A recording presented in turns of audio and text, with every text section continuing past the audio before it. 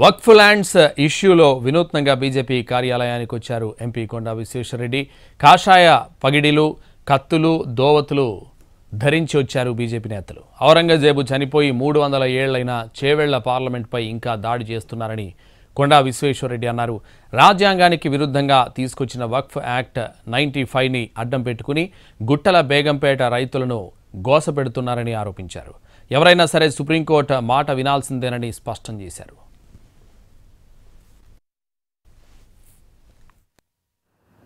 ఈ రోజు ఏమైందంటే ఇక్కడ ఎంతో మంది ఉన్నారు బాధితులు. మా చేవెళ్ళ పార్లమెంట్ మీద ఇప్పుడు కూడా చనిపోయి 300 ఏళ్ళైంది. మన చేవెళ్ళ పార్లమెంట్ మీద ఇప్పుడు కూడా ఔరంగజేబ్ దాడి చేస్తుండు. ఈ రోజు కూడా మా చేవెళ్ళ పార్లమెంట్ భూములు ఆక్రమిస్తుండ్రు. దేని ద్వారా? కాంగ్రెస్ 1995 వక్ఫ్ యాక్ట్ ద్వారా. అది అడ్డం పెట్టుకొని ఔరంగజేబ్ చచ్చిపోయిన ఔరంగజేబ్ ఇప్పుడు కూడా ఆక్రమణ చేస్తుండ్రు. ఈ కేసు ఏంటంటే గుట్టల బేగంపేటల 90 ఎకరాలు. అది 1988 నుంచి ఈ కేసు నడుస్తుంది.